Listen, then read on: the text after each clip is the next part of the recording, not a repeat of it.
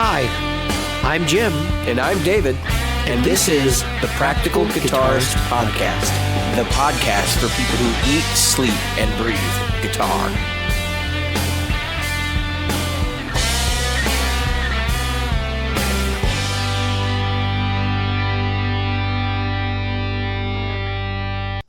The Practical Guitarist Podcast is brought to you by Great Lakes Guitar Pickups. Great Lakes Guitar Pickups provides fantasy tones at prices a practical guitarist will love. Featuring top-notch construction, attention to detail, and a fully custom product, if you can dream it, Great Lakes Guitar Pickups can probably build it. Follow them on Facebook at facebook.com/Great Lakes Guitar Pickups. Are you a regular listener? Why not? David here reminding you of all the ways you can participate in the Practical Guitarist Podcast. Subscribe using your chosen podcast app. Review us on iTunes, Stitcher, iHeartRadio, or Google Play. Find our Facebook group at facebook.com/groups/Practical Guitarist or on Twitter as @PracGuitarist. Support the show. Merchandise is available in our Threadless store at practicalguitaristpodcast.threadless.com and donate to us via Patreon, available at patreon.com/practicalguitarist. Reach out to us directly via email at questions@practicalguitarist.com. Hello, Jim. Hello, David. One of these days, I'm going to let you start us off again. It's been a while. It's been a little bit. Yeah, it's been some time here. Dude, this week, so today, it's Sunday. It's November 21st. No, it's the 24th. 24th. Yep. I had a visit from a friend, and a friend was Nick Bongers of Great Lakes Guitar Pickups. Awesome. So he came out to my place on his way to Wisconsin to go visit family, for the holidays. Okay, yep. And he decided he's going to drop off these P90s. And he gets here, and I told him I was going to take him to lunch, but he gets here. And he gets out of his car and he says, "Hey, I have a 55 LP Junior in the car. You want to play it?" And I was like, "Duh." So we did the pet swap thing, and I moved my cats into the bedroom, and he brought his dog in, and then we went and got food, and we came back, and then I washed my hands so I could play this 55 LP Junior. I don't know what the guitar is valued at. I could definitely see it being in the $4,000, $5,000 range. Right. It had a couple of things that he replaced, but in my opinion, none of those are value breakers. The tuners had been redone, the bridge had been worked on, and or replaced. This was a player. Yeah, new inserts. Well, this was a one-owner guitar, right? Right. And it was a player. You could tell that the guy only played in the root position and the second fret, and then all the way up, and then there was a jump, and then at the 14th fret, right? So he played a lot in G and played a lot in F sharp. So it was kind of funny because I didn't know what to expect, right? So he tells me it's light, and it's pretty light, right? So all the LP juniors I played, I've never played a vintage one. I played vintage SG juniors and stuff like that, and some really vintage SGs. I think I've talked about the one on the show that I played. It was a 64 or 65, and it was one of the best guitars I'd ever played. Right. Was an SG, and it was just ridiculous. No finish on the neck, and it was, dude, it was so light. Actually, Dan Kish was there when I played that guitar, so he can comment on the group if he wants. But anyway, so the LP Junior was thicker than I thought they were. So so I thought they were slightly thinner than your standard LP with no top. No, this was a full thickness LP body.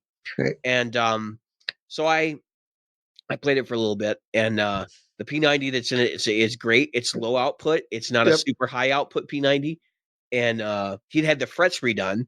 So they were, now he said he used Gibson fret wire, but they were the Gibson Jumbo, right?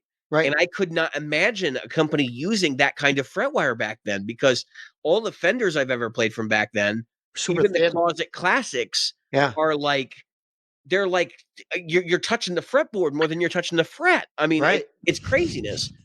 This guitar was damn near almost scalloped. Yeah. Really impressed with it. Played really well. Had beautiful checking on it. Not the kind of checking that's like spider web and like straight lines like lightning, but more Yeah. like curvy and kind of checked all the way across the guitar. Right. No buckle rash to be seen on it, but plenty of like nicks and bumps around the edges, and like an old guitar, This guy right? he probably did a lot of playing sitting down. Yeah, this Prevents guitar. the back from getting rubbed a lot. This guitar was it's sweet. Like it made me think about LP Juniors. Yeah, which, it doesn't. The current LP Juniors aren't that thick. no, So, yeah, you're going to find a different feel to the LP Juniors now. Now, if you look at the old ones, and you don't even really have to go that well. I say you don't have to go that old, but you'll have to go into the 60s. you'd be hard pressed to after me playing that guitar. You'd be hard pressed to tell me that it makes sense not to buy vintage guitars if they're inexpensive like an LP Junior is. Like Right. for like $3,000-ish. I mean, it smoked anything Gibson's putting out today. First of all, there's a lot of players out there nobody's buying because they're not vintage. Right. I shouldn't say vintage. There are a lot of vintage guitars out there that are players that people aren't buying because they're not pristine. They're not original vintage, and well, they're buying, but the prices are much lower. You know what I mean? Like, because they're for us. They're for people that really play. Yeah, you can realistically still get yourself your hands on a late 50s, guitar. Even a late 50s Telecaster is affordable if you find one that's not original, that's been like upgraded and modified over the years. Yeah. You know, I'm completely okay. Or beat the shit. Right. As long as the majority of it's intact. I think the body is a big part of it because that stuff's all old growth. Part of my whole thing when I played that guitar was it made me realize just like, well, here's an oft overlooked market segment, and I kind of want to start exploring. And maybe it's something we can do on the show later. We can talk about it, but I want to start exploring what inexpensive vintage looks like, and finding like of the major brands, right? Now, real vintage. We're not talking about like, and I know people are going to shoot me for this, but not like Silvertone or something like that, because those kind of guitars were not meant to be. Well, they weren't the big brands even at the time. They were popular because they were easily accessible, but they weren't. They weren't Fender, they weren't Gibson, they weren't Supro. I would even say Supro may fall into that category from that time period. But even other guitars in that, like the 80s and stuff, like Kramer's and things like that, are they're achieving a vintage status. But for a player who wants something with with like the right resonance and that kind of stuff, like that's kind of what I want to look at. So if I get a chance, maybe after the holidays, because I don't want to go to the city during Christmas season, I'd like to go down to Chicago Music Exchange and take a look at some of their intense vintage stuff, like their pieces that are, you can play and you can afford. If you can buy an LP, like an LP standard today, you can probably pick up a vintage guitar if you look for the right thing. Right. So anyway, LP Junior is great. Nick was having a good time. I'm glad I got to see him. He's welcome here anytime, as are you, Jim, and as are some of our other listeners, and I think they all know who they are. Yeah, so I'm hoping to actually get up to Michigan to do some video work, filming his pickups and going through some of his guitars and things like that. Yeah, so I'm looking at a 1955 Les Paul Special for $6,000 right now. Yeah, I mean in my mind, that's out of the realm of affordability for most folks, but for a lot of people, if you've only got one guitar and you're only going to play one guitar, 6,000 may not be that crazy. Exactly. Now, I'm kind of thinking of the persuasion that, like, okay, let's face it. The music I'm making now is really modern music. It's metal influenced, but anybody who knows me knows that that's not all I play. And so for me to have a piece like that laying around somewhere that I can whip out for, just kind of like playing some blues jams and stuff with people, it'd be kind of a nice luxury. Granted, I am broke right now. But some point in the future, maybe I'll pick something up like that. I think something like that's very unique and well, again, different. There are going to be out there that are affordable. There's a double cut 1959 for $3,000. There's a 1958 Junior for $32. That SG I played was like think it was like $2,000. I was Yeah. like, you kidding me? Yep. And you know, I don't know what had been done. They probably had new tuners and stuff on it. Like that's probably why it was less expensive. But Yep. I mean, I bought guitars that are almost that much. So at the time I was looking to go, this is out of the realm of affordability. But now I'm kind of thinking about it, it's like, well, maybe not so much. I mean, now that I know that I can save up Yeah. and buy things like, and Right. I can starve myself to do it. Yep. You know, that Yeah. becomes a I little bit mean, more. the thing is, like, what did Mick told us what he paid for that, right? Um, yeah, and so he gets lucky, and I don't think. I mean, he paid way under market value for it, Right. but it was not in playable condition when he got it. I don't think. Right. So he did a lot of restoration work to it. In fact, he even salvaged the original nut. They shimmed the original nut, and the shim is so thin I couldn't see it until I got like super close to it. It looked because the whole thing's checked, you know. When I got up really close, I could see this like thin sliver. So I don't. I mean, the luthier that does his work is. I mean, I was pretty impressed because I've seen way worse jobs on things like that. Um, but they kept the original nut. It has, I think the bridge is the replacement bridge. Has the original pickup in it. Not much rust on the original pickup either, which was pretty surprising to me. But very cool guitar, great experience playing it. And I think if you're in the market for something vintage-esque, I mean, that was a guitar from the 50s. And I mean, they go for about 4,000, I think. That's not terrible. Um, Now, you know, you got to get a compensated bridge and stuff to put on there because obviously they're not intonated for whatever gauge strings you're going to throw at it or whatever. But you know, something to think about if you've always wanted something like that. Um, I have played the new LP Juniors, and I mean, if I was going to get, so if I had my pick of the litter, I'd probably look for a double cut. I think the double cut bodies are cool, but I don't like not the inexpensive double cut. Like I want a real finish on it. Right. Right. But I don't know. I mean, I'm not really Gibson dude, but I will tell you this. So I look at that, I'm like, maybe I should look at a Mira because Mira is really very similar to that, except it's two pickups Yep. in the sense that you got to stop, you know, tailpiece. There's not much to go wrong with the guitar. It's pretty stripped down, similar body. Um, and I know they're SEs now, and they're relatively inexpensive. So it's just something to, you know, maybe on down the road, buy a used SE Mira or something, or maybe even a used USA Mira. I don't think they're going to be going for that much because they were S2s for a while. Yeah. Exactly. Um, Anyway, you know, and I hate myself because at one point I almost bought a Mira.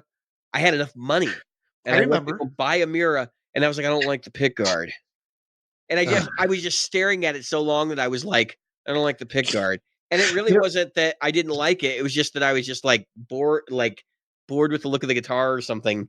Now I I think I would probably enjoy a Mira better than I did my SG because the body shape seems to be a little bit more comfortable. yeah. Um, so, but anyway, on with the show. So Mason Boogie launched some new products this week. Oh, did you want to do your? Did you have a Guitar Center story to share with us? Let's do stories from Guitar Center. Okay. I had a wonderful week at Guitar Center, and I wound up with a. I tried to take what Robert Jackson told me during the podcast a couple weeks ago, and try to take that to heart. And so, as I was driving to Guitar Center today, I had to pick up something stupid. I had to pick up a napkin holder. So I went to Walmart and I'm driving up Virginia Beach Boulevard. And as I'm coming up towards Guitar Center, I look over and there's one of these guys that comes in all the time and he's walking. And he's probably walking at that point, he's got a mile and a half walk to go. And he's walking to Guitar And he's walking all the way to Guitar Center to sit down and play.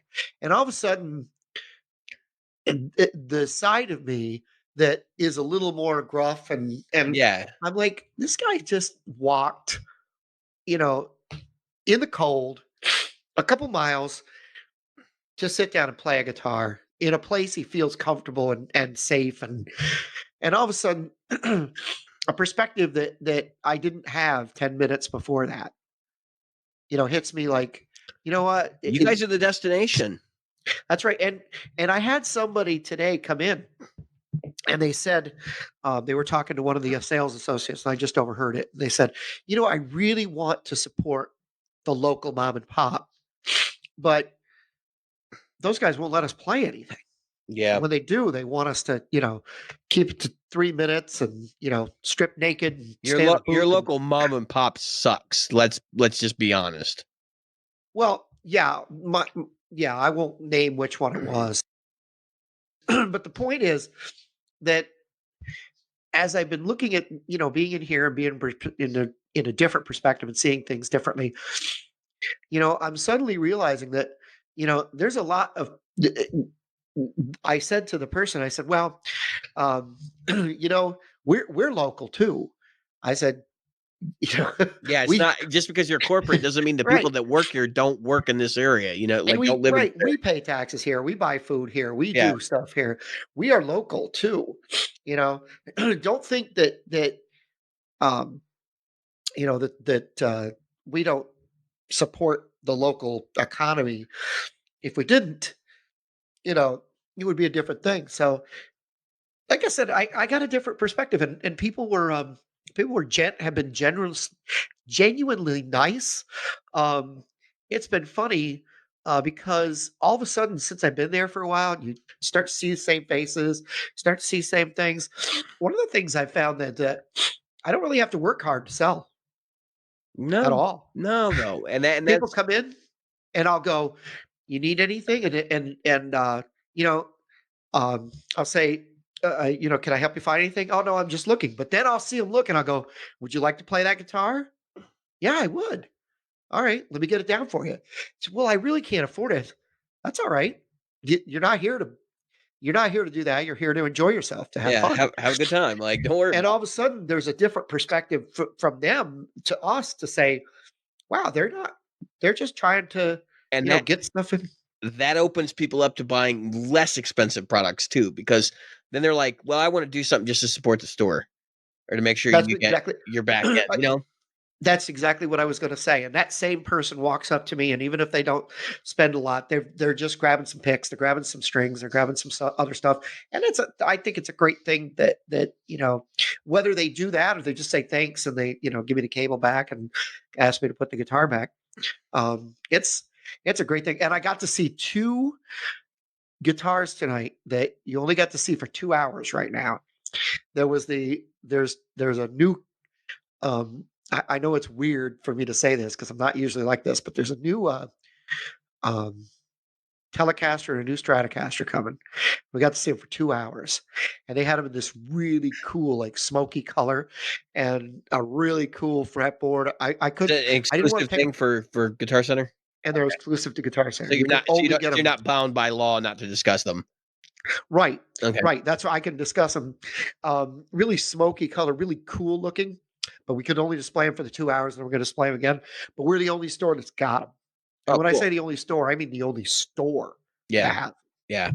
So it was really cool to see something like that. It was nice. Yeah, they do. I mean, and people forget that even like Fender Gibson do these small runs. Chicago Music Exchange often gets things that are like only things that they get.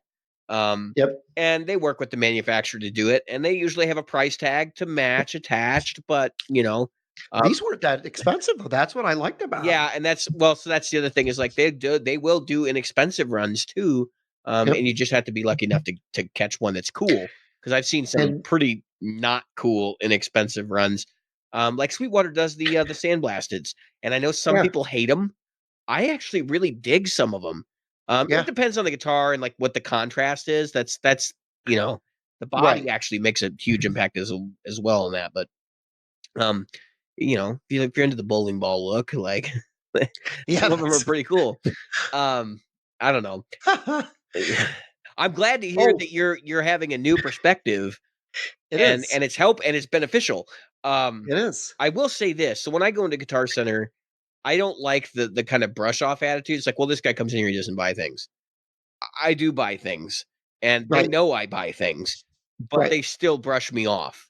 And You know, yeah, it's and just you know what they need? They need somebody like Robert Jackson. they need a better They manager, they exactly. literally, yeah, they need literally somebody like Robert Jackson to walk in there and go. It was something that he said to me that made me think. You know what? Why don't we? Consumers that have a good time spend money. That's a fact. That's right. But what he said to me was, Jim, you're going to be the person that sells that kid or that whatever person on their first guitar. Yeah. Yeah, dude. And today, a little girl couldn't have been 8 years old, bought her first guitar from me. No, it was last night, and I almost cried. Yeah. Literally. Yeah, dude. I've been in the stores when this happened. Yep. And it's, I mean, I it makes the customer who's like really into guitar, because that's the thing. I don't think everybody that goes into Guitar Center as into the instrument as like maybe you and I are, or some of our listeners of the show. I think people kind of respect like where they're at, you know, in terms of their a level of obsession with the instrument. And I think for people like you and I, when we see somebody starting, that's like a big deal because we can remember what it was like, Right. excuse me, what it was like when we started. Yep. Um, Yep. I can't tell you how many young girls this week I have sold their first guitars. And dude, it gives you, yeah. my daughter, she's had one for a while, right? Yep. She has a hanger. You can actually see it. It's in the background in her room. Yep. She has a hanger that it hangs on, and for the longest time, she wasn't interested. But for the last month and a half, she's been playing it, and I can't be prouder. Yep. And it makes me really excited to think she's actually ill today. She's run a temp, but and Oh, she's on sorry. she's on quarantine. But she's picking up a guitar, and she's got my old little box amplifier. It's in her bedroom, Yep. and I hear her plunking away in there, and I can hear her plunking away without the amp too. And it's Yep. just like because she's also picking up the violin, so Yep. both of those skills are like congruent. She's learning, you know, notes and rhythms and things like that, and it's. Yep. I know that at some point, if she chooses, she will be able to play like her dad and, you know, maybe have a skill that she likes for the rest of her life. That's a big deal to Right. me. I have another thing I have to show you, but while I'm gone, here's what I want you to do. Tell people what you see when you see me disappear and reappear. Are you ready? All right. All right, I'm going to do I'm this. singing Here Old we go. Man Run Away. Yeah, I'm not going to run away, but I am going to mute you so I'm not banging around in the background. Yeah. I'm gonna give us some commentary while this is going on because Jim can't hear a word I'm saying. I'm seeing 3 guitars hanging on his wall that are always there. I'm wondering if he ever takes them out to gig with them. Oh, good God.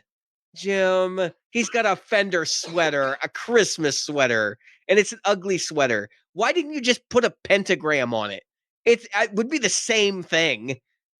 I think I should find a Oh, you know what? We should find a pentagram with a sacrificed goat's head in it, and that could be my Christmas sweater. And he's smelling it too. He's smelling it like an old I man. thought you'd You appreciate smell it that. for the mothballs? Is that what you're doing? No, I was literally sneezing Oh yeah, into the sweater, folks. into my brand new Yeah, sweater. it's got picks and guitars on it and snowflakes. You know, yeah, that says a lot. That really says a lot about the sweater. Snowflakes. Hey, listen, it's a Fender sweater. Yeah, all right. Enjoy that sweater, Jim. Enjoy that sweater. Wow, and that it looks like it was really intense. Like the label was like 2 inches by 2 inches. Oh yeah, it's huge. Big Look at label. this thing. Look at this Yeah, thing. it's like, oh, that's not going And to itch. Look at how big the Fender Yeah, logo no, is. and the Fender logo is like the size of the label. Yeah, it's the size of the one that would be put on your guitar. Yeah. That's how big this It's thing is. nuts. Actually, as far as I've sold a few of these because of this. as far as ugly sweaters go, I will say that is a not as ugly sweater as some other ugly sweaters I've seen. Right. My wife, she has the king of ugly sweaters. Right. It's the Jello from Christmas Vacation on a green sweater. That's green awesome. and brown. Oh, I want you to see what's right here. Look at the end of the R. Or I mean, the end of the R. Yeah, the trademark. Yeah, they had to put the trademark thing on there. Hey, if you get a Register gift, they play authentic. Yeah, it's playing authentic. They're playing authentic. I played it authentic today. Let me tell you. Yeah, I had to laugh. So we had an S500 come in. I thought you'd appreciate this story. An S500 came in. Tribute or No, real thing. From S style body or pre S style body? it was a pre-S style body. Oh yeah, so like the Skyhawk. Old. Yeah, I those mean, things are awesome. yeah, it's really old, and it weighs a ton. How much they want for it? Oh, I don't know. I didn't look at the thing. If it's still there and you can find out the age, if it's an 84, let me know. Okay. Looking for my birth year. Oh yeah, I will look. So, but anyway, I don't expect it will be, but and it's heavy, so that may be a pass. But I would love to find an 84 S500 or an 85. That's my wife's birth year. I'm trying to collect a birth year guitar for like all the people in my family. So me, my wife, my kids. And I don't know exactly what I would end up getting. I'd have to get one from 1964, so I just don't know. Did they reinstate what year did they reinstate the Les Paul? Was that 66, 68? It was I later want to in say the it was 60s, like right? 69, man. Might have been, I think it was 69. like it was 68, 69, but like they didn't really start showing up in stores until like 70. Yeah, because I know that I can't find a Les Paul. Yeah. I'd have to find an SG that was my birth year. Yeah. And forget. Yeah. You should have done that when you were my age. Strat. Oh my God. Yeah, I know. For the record, folks, I'm 35. So, I'll be 35 in like 3 weeks. Yeah, if I'd have done it in 99, it would have been a lot cheaper. Oh, Jim, I forgot to tell you, I got to mail that pedal to you that you bought for me. So I gotta get that in the mail. I just say it on the show here. Jim bought my Angry Driver. Yeah, I'm the one who bought it because I'm giving it up. And actually, you can sell your Boss Blues Driver because the Blues Driver that's in it's better than the one that you've got. I'm willing. Cool. I'm willing to bet. Okay, I'll do that. You'll recoup some of the money that way. Yeah, dude, what a cool pedal! But that video I sent you before the show. Huh? Yeah. What do you think of that Kingmaker? Oh, that was awesome. Seriously. Yeah. Well, I mean, the Kemper sounded good anyway, but then I hit the Kingmaker and it's like takes it to the next level. And then the warp vinyl. I was thinking about selling the warp vinyl, and then I hit the switch, and I was like, I was instantly like, do you feel like we do? I was like, yeah, let's do it. But yeah, dude, the crazy thing about, and I'll post that clip in the group. So if you're listening to the show, reminder, we have a Facebook group, join it. You will find out all sorts of information about the show. You will participate in discussions. Resistance is futile. Also, we have Patreon and all that stuff. You can find us on Patreon. Just search for us, Practical Guitarist. You'll find us. Big red logo, red guitar and white background. And then we got a threadless store as well. And all the links for this stuff is in the announcement section of our Facebook group. So feel free to join. We appreciate discussion. There's 300 plus people in there now. And it's a pretty active community. You post something, usually within 10 minutes, you get a response. So yeah, we're looking to grow it. So if you're interested, hit us up. Jim and I will, decide whether or not you're worthy. Now we'll probably allow you if you answer the questions, we'll allow you, and then we'll continue to harass you after that. Yeah, no, we won't. And Jim and I are probably the most active. Well, I don't even know if I see you post quite a bit there, but Jim and I are probably the most active participants in that group. But that's not saying a whole lot because we have some really active people in there. So join up. But anyway, what I was saying was we were talking about the pedals that I put on this board.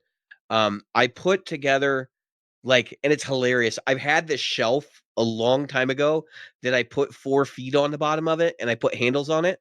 And I was using it as like a really inexpensive board that I could just carry around and use for small things. I'm waiting on a board. I bought a board at Good Time Music during their VIP sale event thing. And I bought a board and I'm waiting for it to come in. I bought a Voodoo Lab Medium, which is way bigger than I need right now. But I'm thinking I might mount my my Kemper remote on it. And if I do that, then it'll be just right. And so I wanted to get a couple of the little pedals that they kind of sit in the drawer and put them on this board so I can take them to the next show. So I'm playing with Old Stumpy on Wednesday, Black Wednesday, Blackout Wednesday, if you're an Old Stumpy fan. And I got the set list down. We're playing some new stuff. I'm gonna be playing one of the songs. I'm trying to think. We're doing Comfortably Numb. That's one of the new ones. And I'm actually looking forward to playing some of the Dead tunes, which is really kind of weird. Because I wasn't a big Dead fan before I started playing with Old Stumpy, but now that I'm playing some of the songs, it's I've got a new respect for some of that music. And so I got this little, like, it's a shelf literally, and with two handles on it, and I put my Boss TU3 on it, which I don't even know why I bothered because I have a tuner in the Kemper, and then I have the Warp Vinyl from Chase Bliss, and then I have the Kingmaker from Source Audio, which I talked about last week. The Warp Vinyl, what amazed me is I have it in front of the Kingmaker, and I have it set to do kind of like a faux Leslie rotating speaker thing, and I can kick that on with the fuzz after it, and it sounds just like Peter Frampton. Do you feel like we do? Like that, it's very much rotating speaker. And the coolest thing about it, Jim, is it's tap tempo, so I can literally just tap my foot to whatever we're playing, and it'll spin at the appropriate speed. It's pretty cool, and I'm excited to use it. I'm glad I dusted that pedal off because I was actually going to sell it because I'm like, I never use this. Awesome. But Awesome. it, And I'm glad you wanted to give me, or not give me. well, It's far from given, but the angry the Angry driver. Driver's I'm coming your looking forward way. to Actually, it. Yep. one of my other pedals, one of my fuzz faces is going out. Yep. I'm selling another fuzz face. My Digitech looper is going to be on the block. And some other stuff. So I'm just trying to get enough money so I can put together like a small board for open mics, basically, but also so I can use it with Old Stumpy. So it's going to be kind of multi-purpose, but basically, compact and self-contained. Every time you call that Old Stumpy, I laugh my ass Also, off. Old Stumpy refers to one of the band members' fathers who is an amputee, Oh, and yep. that is his nickname. That is exactly what I figured, but I didn't want to come off as Yeah. well. I am politically incorrect by saying that's what I Well, figured. he has But been known to actually show up at the shows and tell the story of Old oh, that's Stumpy, cool. Thump Thump, as it goes, and it is Yep. about somebody who's hunting people in the woods. And yeah, Wow. it goes back to when they were kids and they were camping in the woods, and it's a whole thing. You'd have to come see the show to actually hear the story, folks. And I'm sure we will tell it again at the next show. But Cool.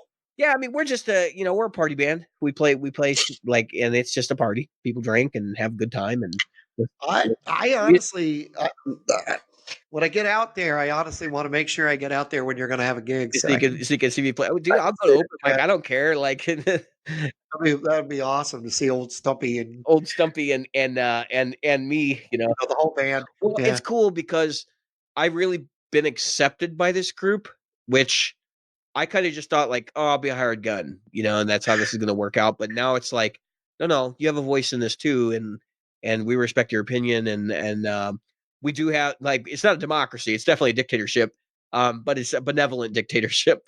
So, Right. but things are starting to come together. Like we're getting the equipment we need to do all these gigs and things. This is kind of cool. But anyway, if you want to come see us, we're going to be at Rookies in, what town is that? It's Rookies on Lake Street. You can Google it. You'll find it. It's in Illinois. It's just north Yep. of what town? Just north of Bloomingdale. I think it actually is Bloomingdale where it's at. It's Bloomingdale or Roselle, and I'm not sure which exactly. So, Google it. Come out and see us on Wednesday. Have a good time. We're hoping to pack the place.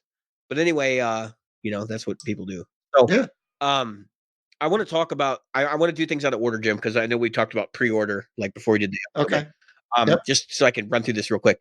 Last week I mentioned I bought new profiles and I didn't explain because I wanted to talk about what they were and I didn't get to it. So I bought a long time ago, like right when I first got the Kemper, I bought profiles of the Triple Crown from Synmix, and they were good. They're really good metal profiles. And what do most people buy the Triple Crown for? It's playing hard rock and metal, right? So I was like, yeah, these are great, but I was like, what about channel 1? And what about, the lower gain settings on the amp? Which there are some profiles, but the thing is, they're all with mismatched cabs. Like you might have one lower gain profile with a Hesu cab, and you might have one lower gain profile with a Mesa cab. And before you're, they don't all match up. And I'm not a big believer in silencing the cab modeling on the Kemper. I've had some bad results with it, and I've had some good results with it too. But I just kind of err on the side of caution, try to use the profile as stock as I can get it. And of course, I'll dial the EQ and all that, but I don't really want to mess with the cabinet if I can avoid it, unless it's a direct profile, because then it won't have a cab applied to it. So I got the Triple Crown patches that just came out from Tone Junkie. And for those of you guys that don't know, Tone Junkie is he's got a podcast, he's got a YouTube channel, and he makes Kemper profiles, and he makes Helix presets, and I think he does IRs too. He's been doing this for a while, and I've got some of his other profiles, and like I've been pretty impressed with them. I got his Mark V set, and I wasn't super impressed with that, and I got his Friedman set, and that was pretty good, the brown eye. But I have to say, his Triple Crown profiles, like he's got it figured out now, because I was just like blown away. It's like having the Triple Crown. I mean, I honestly, because he modeled the channel 1 with almost no gain. He's got 3 like volume levels, 3 gain levels for each channel, and there's 3 channels. There's 9 profiles, and that's just with 1 output tube. So you get 9 profiles of EL80 or EL34s. You get 9 profiles of 6L6s, and get this, you even get 9 profiles of 6V6s in the Triple Crown. Holy crap! And that's not even it. So I'm gonna try to pull the profile pack up while we're talking about it, because on top of that, you also get direct profiles, and I haven't even loaded those on my Kemper yet, because they were good enough with the cab modeling engaged and the cabinet modeled, even though this was based on I think it's based on a Triple Crown combo, which I played the Triple Crown combo, and I almost bought one. So that's not necessarily saying a bad thing, but it's just that it was kind of surprising to me that they included or that they had the direct profiles too. So yeah, so how many profiles is this? 1, 2, 3, 4, 5. Oh yeah, and I forgot, with the tight switch engaged. So it's not 9, it's 18 profiles without, and that's not even talking about the direct stuff. I'm looking for the zip file. Oh, here it is. I think that's it. Yeah, 1116. That sounds right. Yeah, so direct profiles, there are 1, 2, 3, 4, 5, 6, 7, 8, 9, 10, 11, 12, 13, 14, 15, 16, 17, 18. And I'm going to assume, because these aren't marked, I'm going to assume these are all EL34, because that's what this amp comes stock with. And I got to say, I've been delighted. I've had a really good time with these presets so far. And also, Jeff messaged me today and said, you don't need to buy a Triple Crown. You just need to buy the Grid Slammer, because he said you can get similar sounds out of the Mark V with the Grid Slammer. So, because I'm way into channel 3 on that thing, and I'm way into channel 2. Channel 1 I like too, but I don't think I will get much use out of it at home, because I would crank it up and I'd get evicted or fined fined out of my condo. So, excuse me. If you're interested in some new presets or whatever for the profiles for the Kemper, check them out. Also, this is kind of why I wanted to put that first, because we're talking about IRs. I was actually talking with Mike Mara right before the show started about IRs. He's getting into IRs for his Helix Stomp, and he's actually wanting to run his Fishman triple play through his Helix Stomp. And I kind of guessed what he's doing, but he's going to split signal so he can use effects on his triple play running through the HX Stomp, so they can have 2 chains, and then the other side he can use an IR for the amp cab thing and get more realistic sounds out of it. So I was kind of schooling him a little bit on how IRs work and how you should use them in the Helix, or at least the suggested use scenario, because obviously sky's the limit. Do what you want, right? But he was kind of questioning, like, well, what's the optimal way? And I think it's, Jim, we talked about on the show, I think understanding IRs is a little like complex the first time you do it, but if you just think about it, it's just a cabinet. That's all it is. It's a mic'd up cabinet. And it's a digital representation of a mic'd up cabinet. And anytime you apply it to something, you're applying it to cabinet. So if you're going to apply reverb, you probably don't want to apply it before the cab, unless you're going for that sound, because obviously that sound, like a spring reverb, would go before the cab, typically. Or if you're using a reverb and an effects loop, it will go before the cab. But otherwise, put the reverb after the cab, put the delay after the cab. So you can kind of think about it that way. But anyway, part of the reason why I'm segueing here, Jim, you might have guessed, what did Mesa come out with this week? The Cabclone IR. Yeah, the Cabclone IR and IR Plus. And I have to be careful because I want to say IR pissed. That's my new nickname, IR pissed. Actually, my gamer tag for Xbox, for anybody that plays, is therapist. Anyway, moving on. You can think about it. They are pissed, therapist, or the never mind. Yes. If you've seen that, that's all supposed to be on one line, and everybody's seen that meme, if right? you've seen that or there's live no sketch from years ago. Anyway, so it's really inappropriate, but it's still funny. And I still laugh every time I hear that joke, which is why that's my gamer tag. And I've never gotten banned for it, so then I got that going for me. Anyway, so what does it mean to, or not? What does it mean to be Cabclone IR and IR Plus? We're getting there. That's the next topic. Cabclone IR and IR Plus. So I think the gut reaction when I heard about this product was that they're admitting they failed with the Cabclone. Right. And yeah, that thing. I have had conversations with many people at this point who have basically laughed about how bad the Cabclone actually is. Now let's back up. So what was the Cabclone competing with, right? Hughes and Kettner Red Box. Okay, so at that time there was the Palmer DI, and Palmer had been around for a long time doing that. And there really wasn't a whole lot of other cabinet emulation boxes that was like specifically what they did, right? So there was some other things like the Rockman and stuff like that people used over the years to do similar things. But for the purposes of, just modeling a cabinet in an analog format, that was the only way to do it when those products came out. And I'm actually kind of surprised Tech 21 never just had like a cabinet modeler, right? Just did the cabinet. But they didn't. And then at least I don't know about it if they did.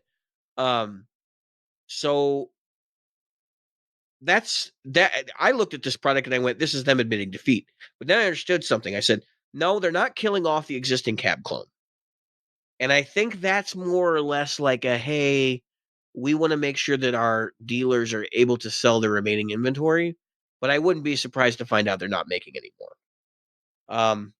So the first point of contention I've had with certain people is like, what's the price on this product going to look like, and who's it competing with? Because it's a fairly simple product. So I'm just going to pull up the Cabclone so I can look at the knobs, and kind of give people an idea. So there's actually two products. So there's the Cabclone IR and the Cabclone IR Plus. The Cabclone IR is the closest to the existing Cabclone with IR emulation instead of analog style, right? So it has input with a clip meter, which is kind of nice. So when you're hitting the digital front end too hard. A presence control, which allows you to control your high end, which I honestly, in my opinion, that's critical to using IRs, because oftentimes they're recorded in such a manner that they put in a lot more high end than somebody's typically going to use, especially in a stage performance. And so if you want to send a signal to the front of house that is exactly like what you want front of house to hear, use the presence knob. And the output control, of course. And of course, these are really reactive load boxes, which is, obviously superior for a lot of people. And I guess, your mileage may vary, to the old style of basically attenuators and what do they call them? It's not an attenuator, but it's a load box, right? So the idea behind the reactive load is that it reacts more like a speaker. So they're competing with a number of companies at this point that have entered this market space. Two Notes is one of them, obviously. Two Notes kind of started the whole silent, you don't need a cabinet thing. You plug into that. And then the Two Notes, like the Torpedo Live, for example, has various IRs available for it. And then the only thing I don't like about the Two Notes thing is that I think you have a through on it, if I'm not mistaken, but there's no attenuation. It's full bore, into the thing, and then either direct out, and if you do have a cabinet out on it, it's full bore, right? And actually the Cabclone IR is identical to that. The Cabclone IR doesn't have as many features by far as the Two Notes. The Two Notes has the ability to you can dial in different distances of microphones, and you can have a stereo microphone pair, and you can adjust parameters for those, and it's got some interesting features in that regard. I think, and actually, of note, Mesa actually modeled their cabs for Two Notes. They worked together and they came up with a modeling pack because there was a demand for this product. And I think that was maybe Mesa Boogie first dipping their toe into like, is this really a thing? Like, people really want to do this? And then when they saw that their pack was selling, they were like, okay, we need to get in on this. So that's the Cabclone IR, right? Fairly basic, not a whole lot going on. You do have 8 slots for IRs and 2 banks, so you actually have 16 slots. It doesn't get more simple than that, really. You plug in a USB cable to load your IRs, and then you can go to town. I think so. I'm not looking at the. I want to say it's MIDI controllable too. Yeah, MIDI in and through. It And is. there's It is. additional cabinet space, I guess, beyond the 16 factory load presets. So you can use like a USB drive to store your cabs, and then you just use USB cable to move them around. And the price tag on those are $600. Yeah, they're $600. So the Torpedo Live is, I believe, $700.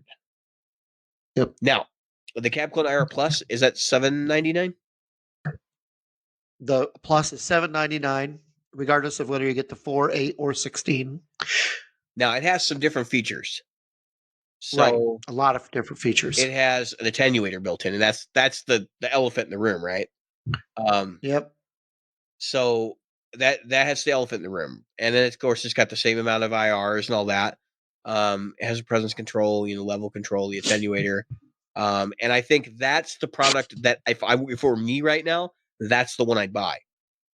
Now, so it was brought up that this product is supposed to compete with Two Notes, and I think it does compete with the Two Notes Torpedo Live, but of course the attenuator is a big feature, right? That's a pretty inexpensive add-on if you think about it, because you'll spend $400 on an attenuator to get a reactive load attenuator from another company called Rivera, or and there's various other attenuators out there. You can get a Weber attenuator with a speaker motor in it, and those are reactive too. I don't, your mileage may vary. Again, it's an attenuator. It's always going to be a tone compromise, but allows you to get more power tube saturation and lower volume. If you use it moderately, but it's super useful. This comes with a lot more features. Yeah, I think the attenuator, honestly, is worth its weight in gold. I mean, I could see somebody spending $700 on a quality attenuator. The attenuator, the level. Yeah. And obviously the fact that, again, you come with everything that the other one has. Yeah. There's everything the other one and has extra plus features. this. So you've got 16 banks again, 16, 2 banks of 8. So 16 different IRs you can have loaded. MIDI, you've got, the output, presence, and input. So it's up there. All right. This thing is really looks good. All right. So you know what this is competing with? Because I know we're talking about Two Notes. Mesa Boogie is a boutique company. And I know people have this tendency like, well, they were sold at Guitar Center, so they're no longer a boutique, right? No, Mesa Boogie is not sold at Guitar Center anymore for a reason, because they got tired of not being paid, okay? And their business is small enough that they walked away from Guitar Center and they've still been able to make a lucrative, living at it. And that has to do with business practice. I think we talked about that in the show before. They run out of a checkbook. They don't run out of a bank account. Well, they run out of a bank account, but not a so they bank can't. loan. Right. So they can't ship stuff and not expect payment when it's Right. shipped. So the thing is about Mesa Boogie is it's one of the few companies in the boutique amp world, and I'm quoting my local dealer because I've heard their rep also say the same thing, where you can go and you can get an amplifier, a cabinet, a pedal, and anything else they sell, and it's made in the same building by the same people. And I don't think people realize that cabinets often from the manufacturer you're buying from don't come from that manufacturer. Nope.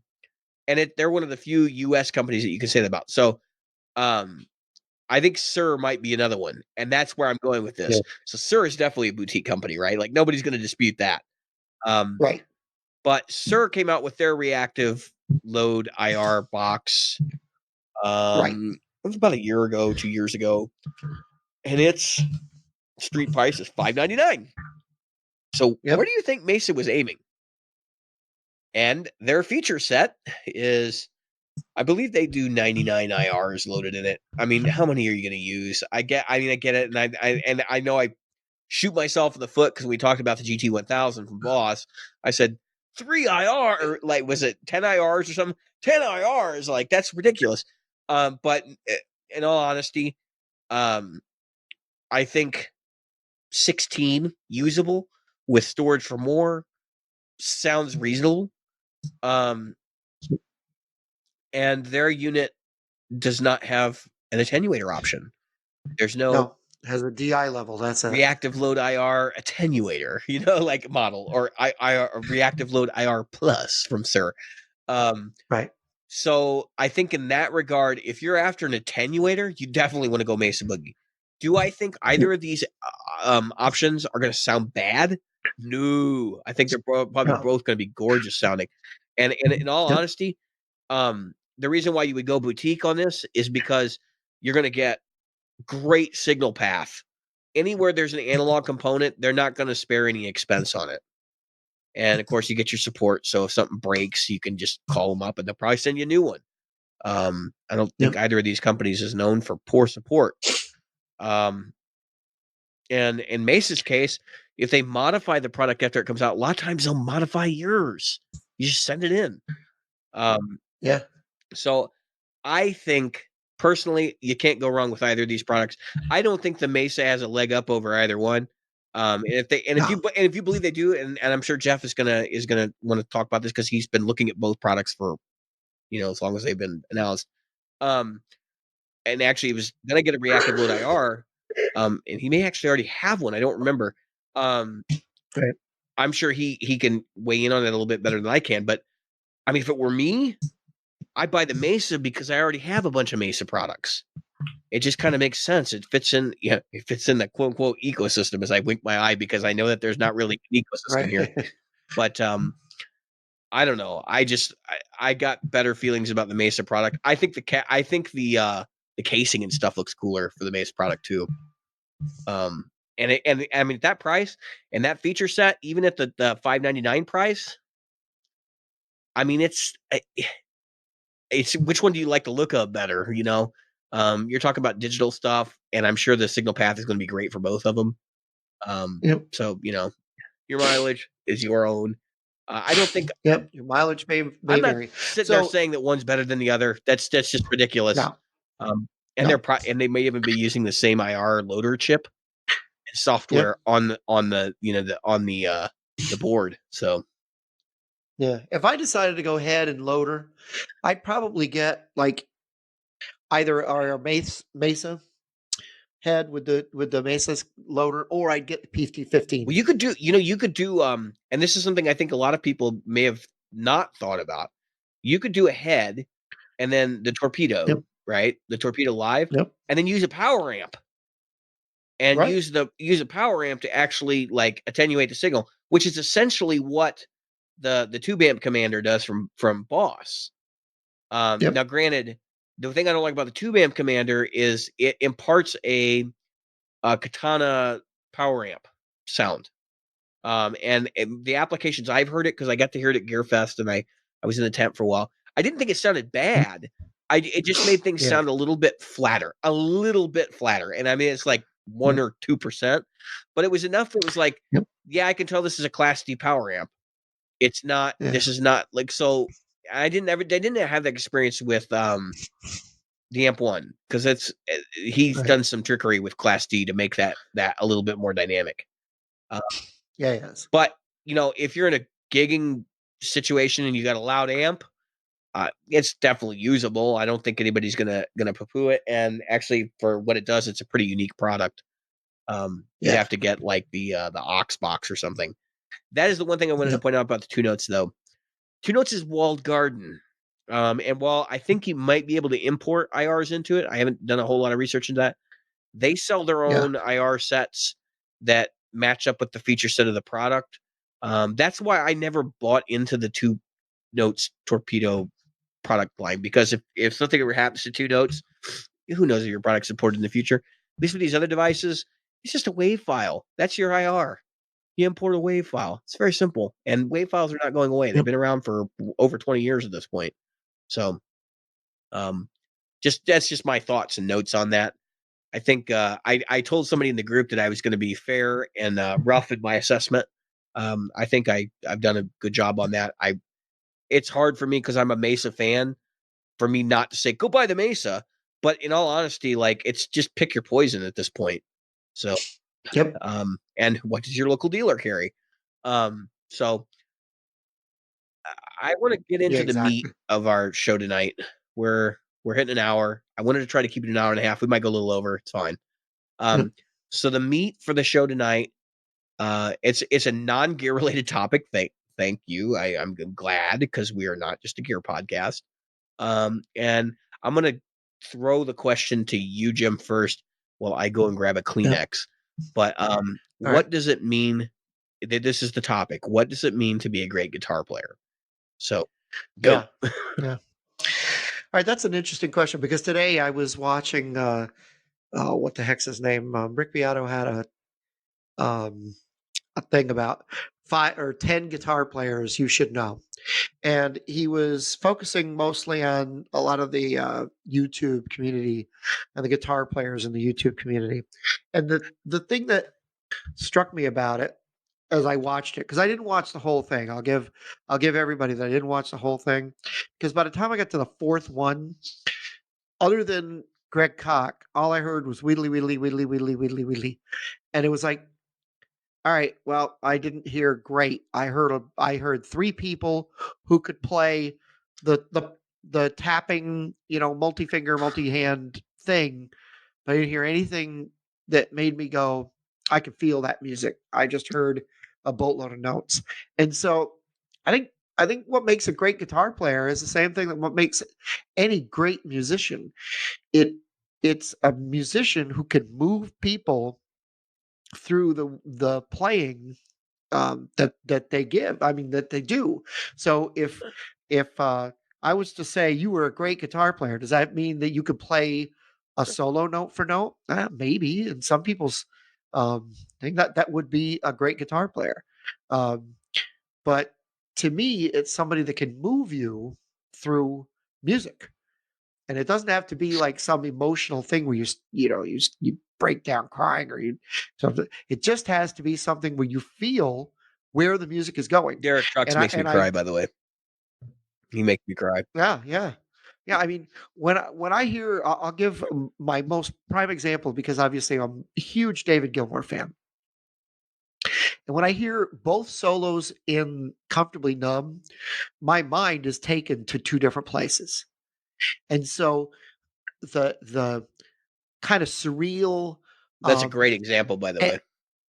Yeah, that first solo kind of takes me to this serene place where it's a surreal and serene. I'm saying them both, where it's just kind of calming and kind of.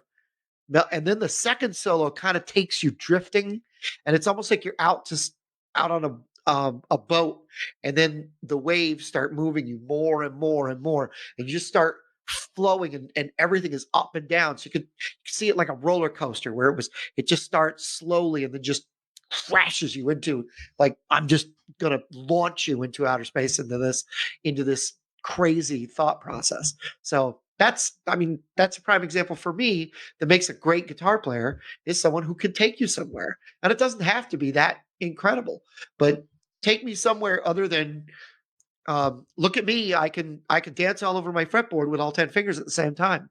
I haven't said anything musically, but I'm an incredible, dancer. When I heard Eruption the first time, that took me somewhere. And anybody who thinks that's just a wheedly wheedly solo should go back and listen to it. Yeah, there's some theory there. There's definitely Because some theoretical stuff going on in that.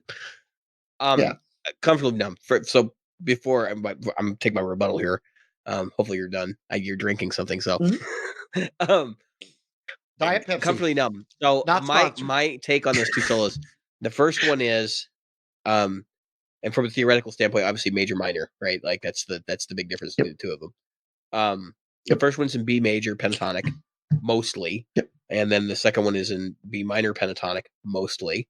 But the reason why I bring this up is because you describe them one way and I describe them a different way. So I think the first one is regal, and I think it's aloof, and I think it's almost like out of touch, even though, and that's I feel like that's what he's trying to do with it, even though like that melody just rips at you. It's like it's very well written and very well thought out and very concise, and it's, I mean, like, you can't get more perfect feel than he gets on that first solo. And actually, that's why when I play it, I try to play at least the first, 4 bars or whatever of it perfect.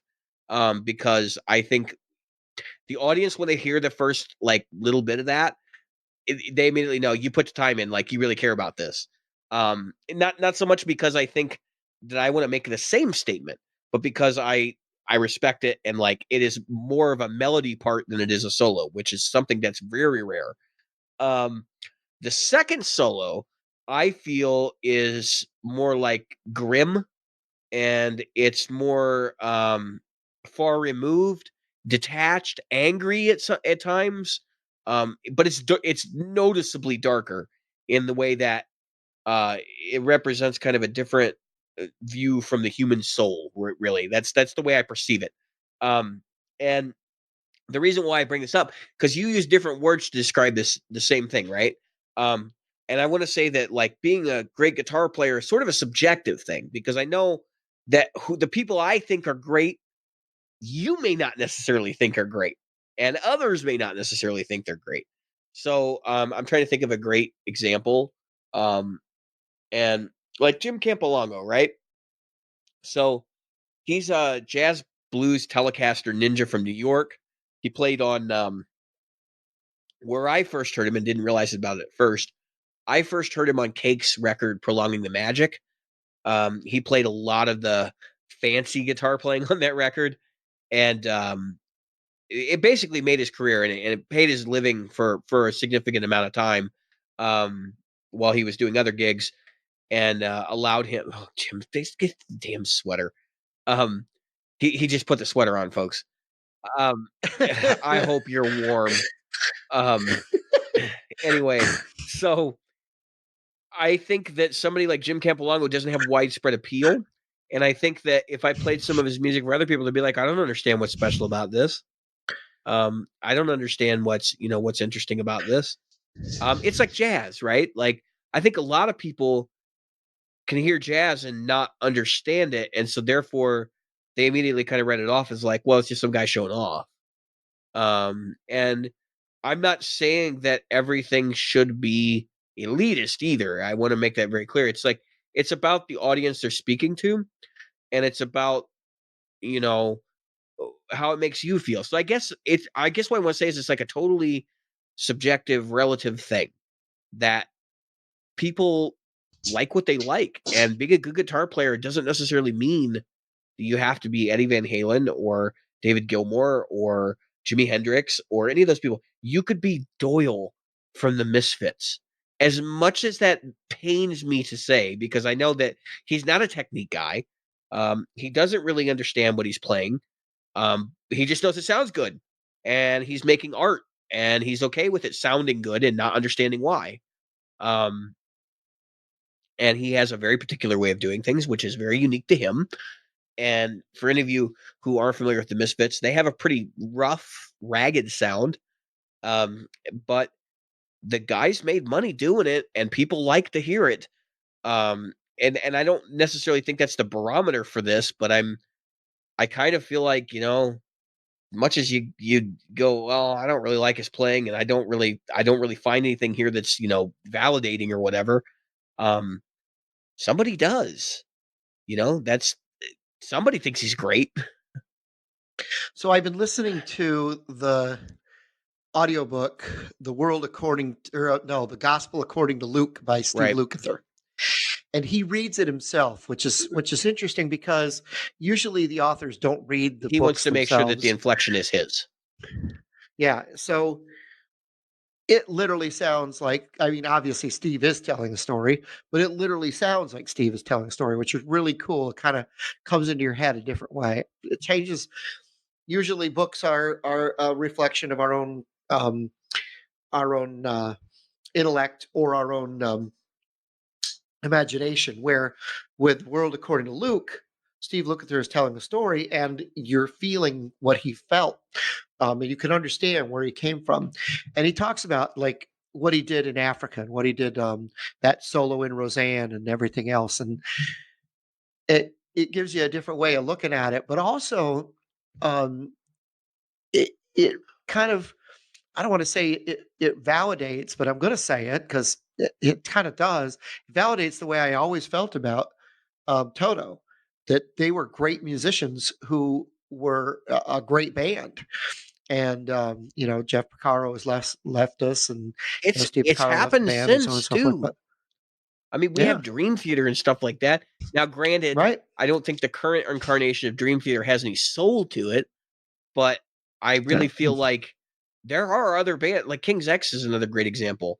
You got an excellent yeah, guitar player, an excellent bassist, and an excellent drummer.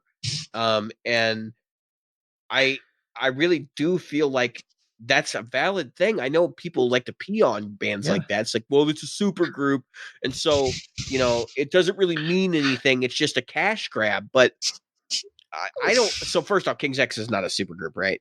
But Dream Theater could definitely Right. be considered a super group. Those guys, I mean, right now with the level of playing that they've shown the world they can do, would be highly in demand for other bands.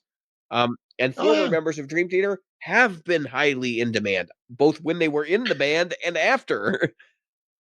Well, that's the thing that Steve was trying to remind people is that Toto was a Yeah. band. They were a group of people who knew each other since they were kids for the most part. Yeah. Remember, Luke was only 19. I mean, Yeah. he was a kid, and he had known Jeff and Steve since they were kids, and he But was a those kid. guys, And did he they talk hung about around how together. rich they were before they even did Toto? They didn't Right, do that to make exactly. money. And that's what I think Right. It was not a cash people grab. seem to forget, that when you're a session player who's played on hundreds of records and you're getting royalties for writing some of that stuff, he was Yep. filthy rich before Toto even started. All of those He guys already had were. a gold record.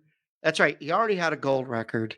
He talks about how he came back from his tour with what's his name? Boz Yeah. Skaggs. And he walked out and bought a BMW in cash. But because he was so young, the first guy talking about, some of your Guitar Center stuff that happened to you in the past, the first guy, he walked up and he said, "Yeah, I want that BMW right there." The guy laughed him off the lot.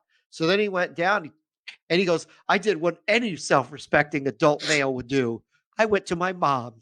He goes, and it's so funny. He goes, "And my mom called the next BMW dealership and said, my son is coming To down buy a here." car in cash. No, right. And Steve Lukather comes from, his family was in show Yeah. Yeah. business all the way back. So he his grandfather worked on like Yeah. Leave It He to was very Beavers and shit like connected that. into the industry, which probably Yeah. has, and I haven't read the book, but it probably has something to do with how he was getting a lot of the session work too.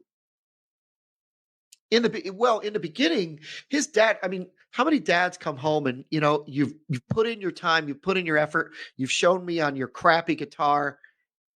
Here's a Les Paul, a Yeah. 50s Les Paul. And of course, back then, it was only a 10-year-old Yeah, Les it was Paul. like used guitar. Like it wasn't even, nobody was Yeah. going to go, oh my gosh, that's the Holy Grail, Yeah, his 59 Les Paul is now Yeah. worth $250,000 or whatever.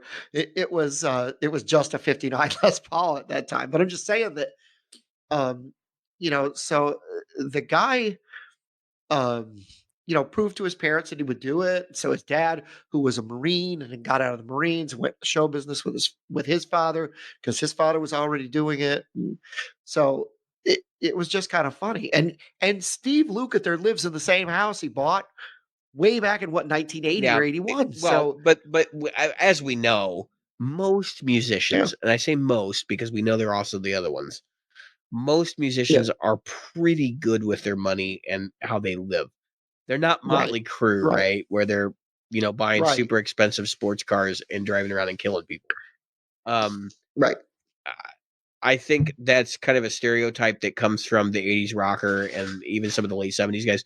But the vast majority of musicians are like Steve Lukather, Lukather, I cannot say his name, that they have been conservative with their money over the years and they take care of other people in their families. And they're okay with that. So I don't know. Just Yeah, I think that, like you said, that stereotype, it comes from that whole 80s thing, which, if you think about it, if you give somebody who didn't ever have money, they're going to do something stupid with it. 9 times out of 10, they're going to do something stupid with it, right? How many times have you heard about, I think we've talked about this before, how many times have you heard about where somebody wins the lottery and the next thing you know, they're poor, they're broke. And that's because the sharks will circle. Whether those sharks are family members or they're or investors, whatever. I mean, it doesn't matter. You're just going to dump something. Charlatans, You might just buy a car, a car you can't afford, which is not what happened to me, by the way. But I ended up making that sacrifice. The whole point is that, you got money. If you don't know what you're doing with it and you haven't been prepared, you're going to make mistakes with it. You need to watch some Dave Ramsey if you got some money. You need to figure out your financial path to success before you start spending it. But I think that comes to like what I was saying was that when we talk about great guitar players, Lukather is one of those greats, and he's one of those people. Another guy, Ray Parker Jr. was the same way. You'd hear him a million times and never know you heard him, but you love. Well, my point is that I don't think so. Not every guitar player is universally liked, and I guarantee you've got listeners to this show who don't like Lukather, either as a and I hate to say it, either as a person or as a guitar player. And I know because I've had some conversation with him, and that's my point. Is there's no universality here. It's more about just doing your thing and stop worrying about if you're a great guitar player. You know what I mean? Like, just play, have fun with it. If you're having fun with it and you're doing something that's like unique and different, and even if you're not doing something that's unique and different, if you're having fun with it, you're a great player in your own in your own mind. And it doesn't necessarily mean that other people have to like you or dislike you. So look at, as I said, Doyle for the Misfits. Yep. You don't have to be a great player to sell music or to make music even. And there's some validity to that. It helps. I'm not gonna lie. I mean, I think somebody like John Petrucci, because we were talking about Dream Theater earlier, not for any other particular reason. Somebody like John Petrucci, who has every technique under the sun under his belt, can sit down and write a song, basically what's in his head, and make it reality. Whereas somebody like Doyle might have to compromise on what he's trying to do in order to produce a finished product, and or just learn new things in order to make something happen. And he's completely comfortable doing that. I mean, you can see his style has changed since the early days of the Misfits, and I don't think he's in any way interested in making a Van Halen style record, and that's fine. So from that perspective, like, yes, I do think that there are certainly players that garner a lot more respect from the community, and there's definitely some validity to that. You know, your John Mayers, your David Gilmores, your Luke Others, people like that, and that's perfectly valid. I just feel like even though those guys exist and that people are really into them, doesn't make what they do any more valid than what Doyle does from the Misfits. And I'm picking on him because he's not really necessary. He's like the perfect example, right? So he's the guy that just plays like 4 chords or 5 chords and then just rearranges them, and pretty much everything's power chords. And he writes. I mean, some of his early stuff is basically like 50s doo wop kind of melodies and harmonies. Um, and he literally has guitars where he's written the note names in the fret markers, so that he can tell what notes he's playing. It's an A chord. Well, yeah, I know it's a 5th fret low E string. Um, and he also has some peculiarities in the way that he produces his instruments and stuff too, which are very unique and really, I would, in my mind, are more esoteric and based on the way that he plays the instrument, because he doesn't play it like anybody else. Um, and if you ever watched him play physically, like, it's a whole weird thing. But I'm not Jim. I want to give you some credibility here. I think that there is a tendency like to be in one camp or the other. You either like the guys that are doing something artistic and have a particular vision that appeals to you, or you're in the other camp where it's like, I want to see guys that can do things that are physically impossible for most people on the instrument. And I enjoy both, but I think there are good versions of both. And I think there are bad versions of both. And I don't necessarily, and it's totally subjective. I don't mean that there's actually like a universal good or bad. It's just things I like and things I don't like. But that's where I struggle with this conversation, is because I have in the past, and I'm sure we've talked about this on the show before. I would not be surprised if we haven't had the same topic before, but I feel like now that I've met more people through the show and I'm playing out more, that my opinions are starting to change. So when I sit at an open mic night, Jim, you said something to me a while back when I started doing these. Like, I complained there's a gentleman that performed. I was like, oh, this is painful. And I complained about it, but then you said that's what open mic night's for. And I realized, that guy's never going to get better unless he goes out and does this. And maybe he won't get any better even if he does do it, but how will he know unless he tries? And so I shouldn't belittle him for that, even if I can. No. So I would never do that in person at a show. I want to make this very, very clear. I would think it silently to myself, and then maybe have a conversation with somebody afterwards, not the person, right? Because I don't want them to think that they shouldn't be doing what they're doing. But I felt bad because I was like, even though I'm not doing that, I'm kind of engaging in the same behavior by having this conversation about somebody who was painful to listen to. And yeah, so I remember once I was sitting in the audience and my wife, and I'm a relatively cynical person. Wow, never could have guessed it. And I was sitting with my wife, and she said to me, we were talking tonight. We were seeing somebody at an open mic, and I was talking about how painful it was to listen to him and so on and so forth. And she says, I don't notice it. And then I said, the least the guy could do is try to tune up. She goes, why don't you go tell him? Help him out. Yeah. And it never crossed my mind at that time, at that point in my life, to walk up and say, maybe you want to tune your guitar. I think for a lot of people, we have this, our culture, this is the American culture, right? Because I know we have listeners over in other countries and stuff. I think our culture is very much like every man for himself. And the first thing that happens doesn't appeal to us. Like, how can I help this person? I also have been in situations where I've offered someone help and they're like, I don't need your help. And it's like, okay, and it's almost like they don't respect you or whatever. And that's a hard thing to deal with too. I think that's a whole other topic for another episode.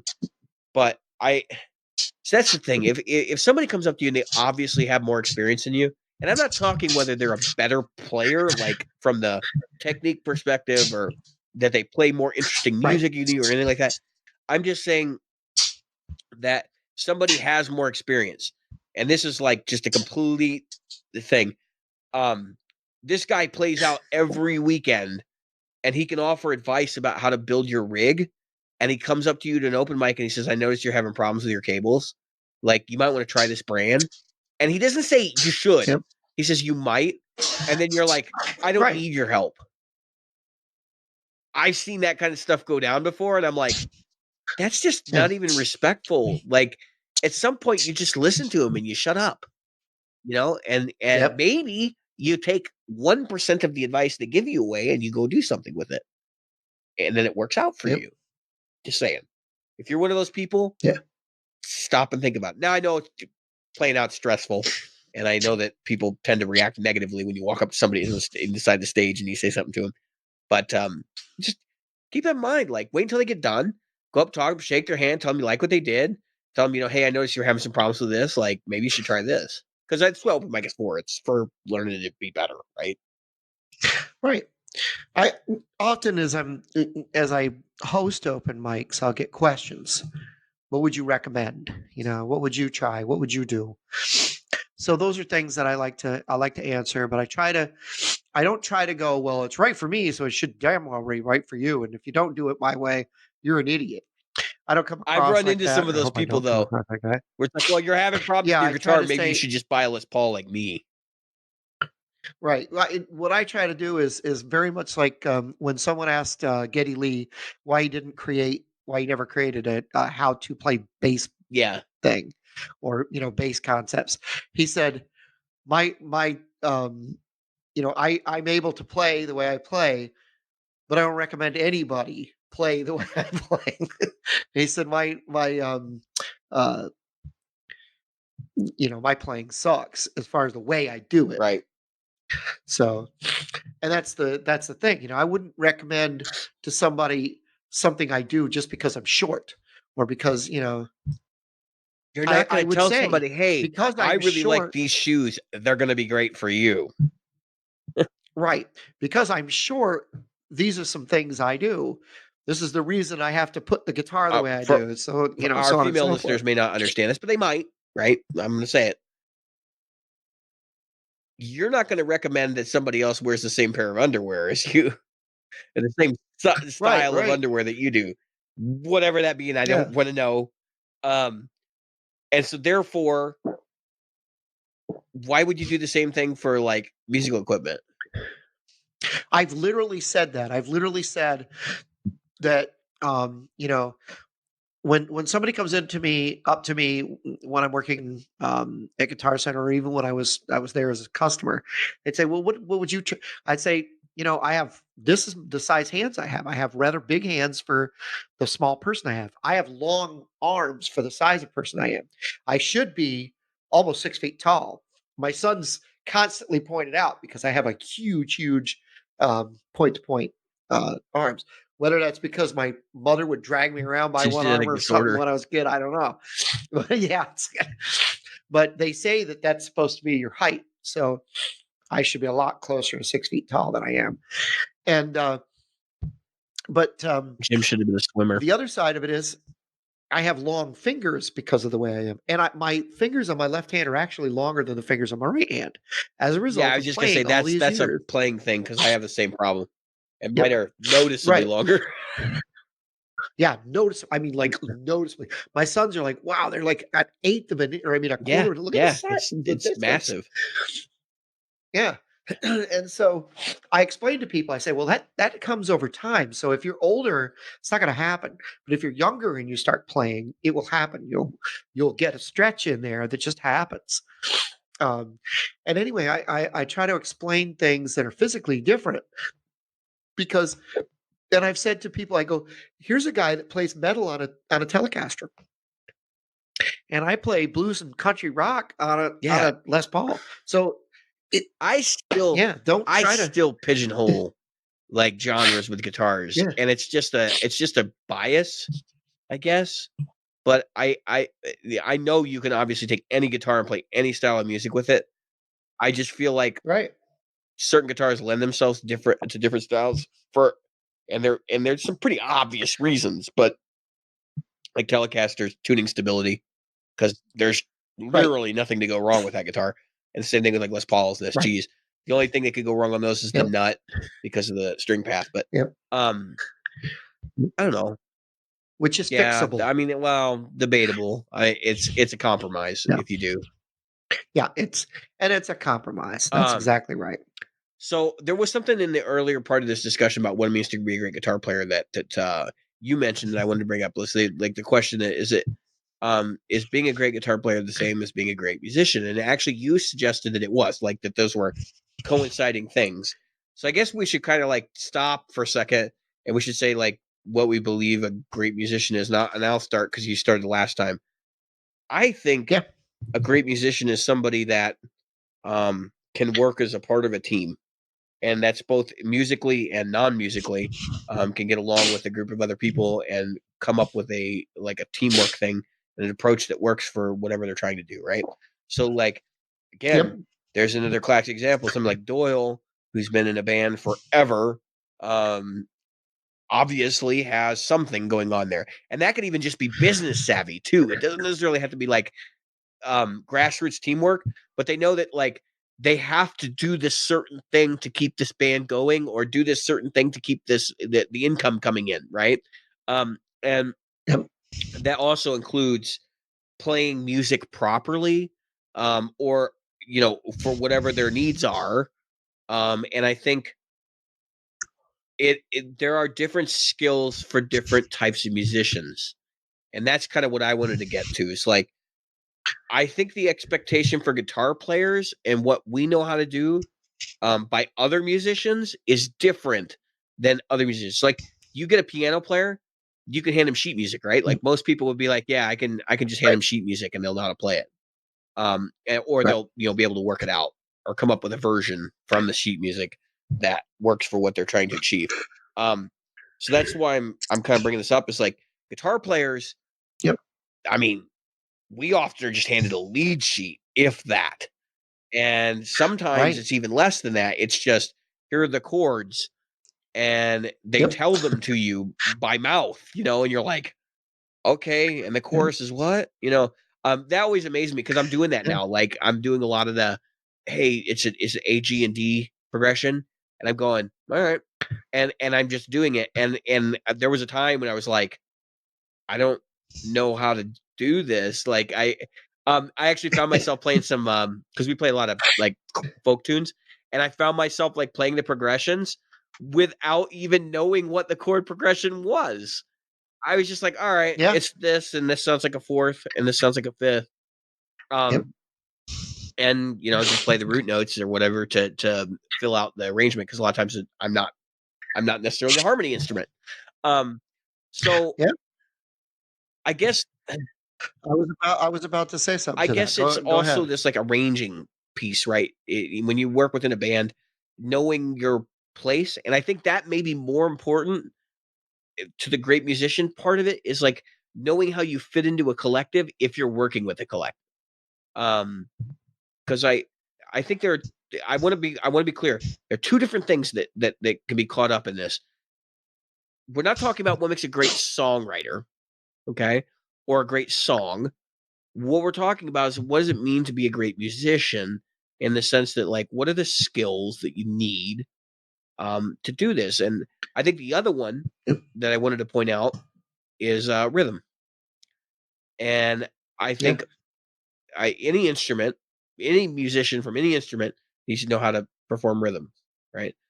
But where it's different for guitarists is we often fill a rhythmic role. And I think I have heard more guitar players who don't play concise rhythm than I have that do. That's not necessarily a bad thing, and there are definitely times where being a little off is important, right? Like, it makes the vibe of a song. But and if that's your thing, and like, you actually, Henry Kaiser is a classic example, right? He's somebody I poo-pooed on the show several times, but Henry Kaiser, it's something, right? He's arranging sound over time, which we've said in the past is the definition of Yes. music, or at least that's the way I think of it. And Yep. whether I like it or not, the guy obviously knows what he's doing. And Right. he may not have like perfect rhythm, or at least that's not what it sounds like, but maybe that's a controlled thing, and maybe the tempo changes and fluctuations are a controlled thing. And so I said that even that's kind of a subjective thing. But I do feel like guitar players, if you most of your guitar players, if you say, okay, so we're gonna play this, you need to be tight with the drums, they'd struggle. They wouldn't be able to be tight like a bass player would, or Right. any other rhythmic musician. Classic example today, I was watching Snarky Puppy. They do their their video things where they actually do the recordings. And I watched two drummers together, and those guys were way more tight than a bass player and a drummer, or a guitarist and a drummer. And it was not time alignment like in post. It was those dudes were. I mean, you couldn't tell there was a difference in the snare. It sounded like one snare, Yeah. and you're going. I'm just sitting there going like, I wish I could do that on guitar. Like what if I could be that on beat. But then again, maybe that's not what I'm going for. Maybe I want it to be a little bit more loose and ugly and free. And being able to do both is an important skill. I think technique wise, you'd want to be able to do both. It's like the painter with a paintbrush. Anybody can be the painter, but if you don't have the right colors on your paintbrush, you're going to struggle. You're going to be trying to mix things to make it work properly, and you might overmix or undermix because you're not a master of those colors. It doesn't mean that you can't make good art. I mean, look what who's the guy on Bob Ross? He painted with like 6 colors. All those paintings, 6 colors, wet on wet. Pretty crazy. So wet on wet. That was his thing. 30 minutes. Yeah. From start to finish. So often under 30 minutes, obviously. So yeah, I want to let me expound on that. So a guitar player can't take you anywhere if he's not fitting in the composition. Yeah. Right. So I would agree wholeheartedly with what you just said, and I'd like to expound on it just a little bit. In that, if you take a guitar player, and let's take Comfortably Numb for example, because we were already there. So if you sit down with Comfortably Numb and you listen to what David Gilmour does during that first solo, like you said, we actually kind of said the same thing. Yeah, two we different use ways. different words, but that's why I use it as a springboard, right? Yeah. So let's take that first solo, right? Like you said, it's major, and the chords change. Yeah, the chords are obviously different progression completely. Right, we go from the B minor, A, G, E minor to we're still playing over B minor, by the way. Those who want to know the but we're playing all major chords now. We're playing, well, with the exception of the B minor that slips in there, we play C, A, D, and G. We don't play any minors over that, except for there's a B minor in there that slides in to transition you between. So it's an interesting perspective, like David said, that happens there. If Gilmour didn't play the way he did, which I understand he had written those parts, right? Waters had written the song "The Doctor" or something, which was the chorus, and then or the verse, and then he came in with the choruses. And there is no pain, you are receding, that thing. And so he takes that lyrical part. That first time you do it, there is no pain, you are receding. The first time you play the solo, you're playing over that. And so that's that major. And then the second time you play it, though, you stick to those minor chords that you played in the verse. I see that as a crash. Like you said, you come down. I see it as because let's face it, he's telling a story, right? He couldn't perform. It was a real story. It was autobiographical. Roger Waters got hurt somehow. Somebody spit on him. And they gave him a shot. I remember. Yeah, he pulled a muscle or something. They gave him a shot. get him out on stage. He wasn't feeling. I can't remember what it was. But the fact is, a physical problem. Gave him a shot, made him euphoric. It wasn't that the pain left, and that's the point of the song. He just The didn't pain didn't care. leave. It just got covered. That's that whole. There is no pain. You're receding. A distant ship. So the first solo tells that story about how everything's just kind of slipping away, and I'm just kind of, just kind of hanging out. Ooh, this is cool. But then we get pulled back into reality. We get that pain, and he's really jamming you. When he goes from the G to the E, it's not just, he's just hitting it so hard.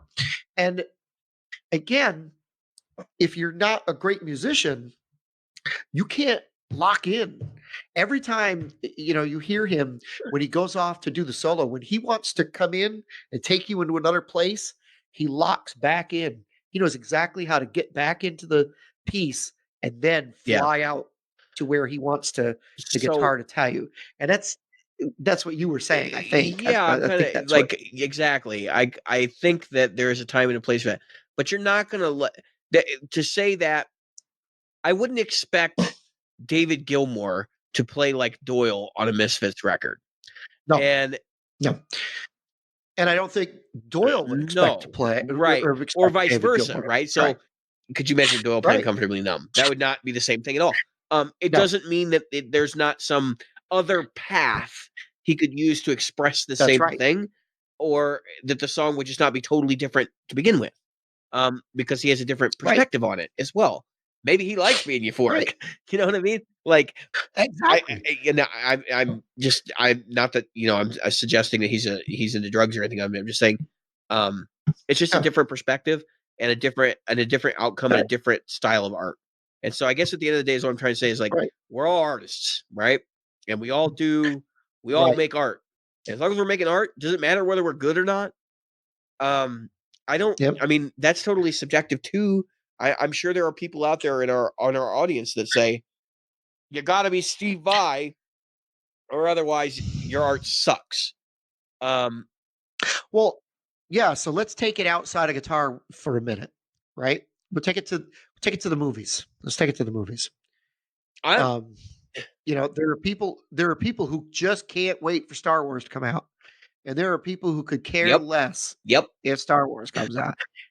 There are people who can't wait for Phase 4 Marvel movies, and people who can't stand Marvel movies. There were people who liked Suicide Squad, and there were people who hated Suicide Squad. Okay, so I'm just saying that. And there were people who, like me, who saw Suicide Squad for what it was. It was a little bit of fun. It could have been a lot better. I think anybody. But the reason why I kind of want to have this conversation is because I think people need to be more respectful of other people. It's easy for me, and I got embroiled in a conversation with one of our show listeners, actually, where I was defending this idea that we should dumb down art and we should conform it to some guidelines, and it's art. Like if you want to put a song on a record called 3 minutes and 30 seconds, which I think is actually a real piece. Oh yeah, and it's literally just 3 minutes and 30 seconds of silence. It's just a guy. Ding, ding. Yeah. 3 minutes and 30 seconds silence. That's right. There's another one where a guy just plays one note on a piano. I think we're talking about John Cage, right? I think that's the guy's name. Yep. Who did the? I think so. He had he had another piece where it was just people like sitting on stage with radios and tuning to different frequencies at different times. And my point is that music is really more basic than that. It doesn't have to be. I guess it's not about being good. It's about just being music, right? It's just about being music, and that means that it just has to meet that basic generic definition. And if you're successful at it, maybe I'm successful. I'm talking about a monetarily successful thing. This is an accident. Now maybe an accident you orchestrate, but it's an accident nonetheless, right? Look at the guys who did Killer Tomatoes from Outer Space. You know what? Actually, what I was thinking about, the Knack. The first record was very, very successful, right? and very very good. good. So what did they do in the second record, Yep. Jim? They did it And it again. should have been successful, shouldn't it have? That's right. If success was to be measured like making meaning a financial pie, success, right? Like that's the same definition, right? that's right. So, Right. That's right. Like making a pie where you could stick all the same ingredients and all the same stuff, and you could put it into the oven for the same amount of time, and you bring it out, you cool it for the same amount of time, and you serve it with the same like vanilla ice cream or whatever. It should I be. think there's a lot more X factor in music than people care to realize. And that even though that it That's should have right. been very easy to duplicate that same thing and do it again and make a bunch of money, that X factor is not there. It was not. And because of that, that's That's why right. I'm saying like music is an accident. Successful music is largely an accident. Yep.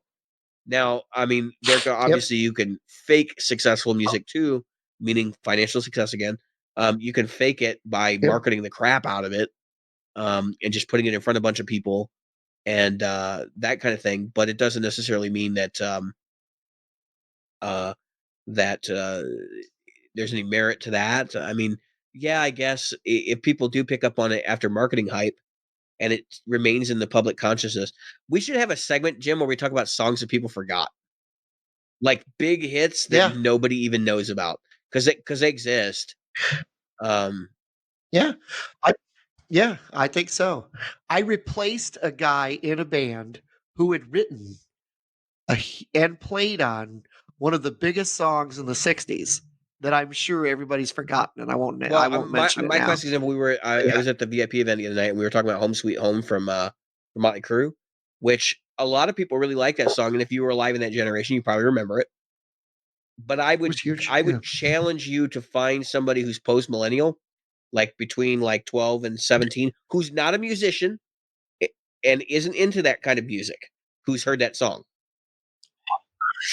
Hold on, because I got one for you. Today, it's the first time I ever saw somebody look at a picture of this musician. Who the heck is that? And it was a young girl, young teen who was buying a bass today at the Guitar Center. And her dad had to say, "That's Kurt Cobain." Oh, whoa. Yes, Whoa. we've got that far, Whoa. folks. I just want to let you know. And she couldn't been maybe if she was 17, maybe. I put her at about 14, 15. She didn't know who Kurt Cobain was. I'm just letting you know that as much as we live in a world where we remember a lot of people, that's a reality that you have to face at some point. I brought up Home Sweet Home. Obviously, it's a really bad example because I know that MTV, when that song was popular, was running it like every half hour, every hour. Oh yeah. But there are other songs. Actually, the one that I can think of, anything off the Operation Mindcrime record from Queensryche. That was a big record. Oh yeah. It got MTV play. It was huge. And I played Yeah. that record for people who were alive when it came out, and they don't remember any of it. Any of it. Which is really weird considering how good that album actually is. And people have rediscovered that album probably because of that. I mean, probably one of the greatest rock and yeah. roll I albums mean, ever made. I would yeah, put it dude. up there. If you've never heard that one, check it out. It's Operation Mindcrime from Queensryche, and not the band Operation, or not the band Operation Mindcrime, which is Jeff Tate Right. doing his thing. You know, Or that's a whole other conversation. We're at an hour and 42. I mean, we could have a 15-minute conversation about what the hell happened to Queensryche. I don't know that we'd be able to wrap it up in 15 minutes. But here's the Cliff Notes there's version. no way. Singer splits because he's fired. Singer decides he's going to be Queensryche. Band decides they're going to be Queensryche. They tour at the same time and end up on the same bills in certain places. And both using the same name. So they sue one another. One sues one, the other one countersues. And ultimately it is decided that Jeff Tate, the singer, no longer gets to use the Queensryche name, and he must now be Operation Mindcrime, which is the name of the record that is obviously one of their biggest successes. Yep. I just thought that I was was funny. alive when that record came out, and I don't remember any of it. And I'm told that it got MTV airplay and it was on the radio and stuff, and I don't remember any of it. So when I first heard the record, I was like, "Wow, how did I miss this?" But yeah, now now as an adult, I kind of understand that like some of this stuff just fades, and that doesn't necessarily. It's not necessarily a knock on the music, but I think that's the point. Is like it has to be. It has to. That's that X factor again, right? Whether it stays in the public consciousness or whether it gets utilized in a licensed product or something, and it just keeps it out there. And that's really about the lucrative side, the financial side of success. So otherwise, it's just making music, Yep. and if you're happy with what you made, then great. You can't do any better than that, really. So I did have a little silly topic that I want to talk about at the end of the show. I think we've hit this one Okay. nail in the head. And smashing success, Jim. Which, by the way, when I say your name in that fashion, it reminds me so much of the original Star Trek. Like, so Yep. anyway, Jim, what is the worst thing you've ever done on or to a guitar that you thought was a good idea at the time? That I thought was a good idea at the time. I put lighter fluid on my guitar. Was it airline? What the heck was it? It was a silver tone. Okay. Yeah. It was a Yeah, it was a Sears Sears Silvertone or special. airline or something like that. Yep. A silver tone with the amplifier built into the Case. case. Yep. A little 1 or half watt amplifier built into the case. And it burned very well. Did it smell? Burned very quickly. There's a plastic guitar, stank. right? And Like it it would have was been resin glass. It was one of the worst guitars I've ever Was it played in my Resoglass? entire life. I don't know. I did honestly. I mean, it's so many years ago. I mean, we're talking, geez, 1980. So Yeah, so it was it was like a a long time 60s ago. guitar, one of the 60s Sears guitars. So it would Yep. have been resin glass. So you burned Yeah. fiberglass, basically. Yes. Yes. It smelled. It made a. What It color made was a. the smoke? I have to My ask. brother. Yeah, it was like black, and it was. So it started like it started like an almost silvery hue of sparkly. It was like a, and then it just like fire when you set a tire on that tire fire. fire. It was literally Yeah. a tire fire. Jim did his part in destroying the it's funny because environment my by brother- burning a Sears guitar, folks. Yeah. So my brother, who was at the time, an excellent pyromaniac. He Can we could set talk about anything the on fire, measure right? of success for He's excellent pyromaniacs? No, I'm kidding. yeah, and he doused that thing. He Telling like you, drilled he holes in it and doused he put gasoline on the inside. He impregnated it with gasoline. Oh, good lord! When it went up, I swear to God, the strings melted. I mean, that's how hot the fire was. That thing went like it just went flash, poof, and there was a mushroom cloud that just went poof, up into the air. He did this at my home, like 40 years later, almost. I guess it was.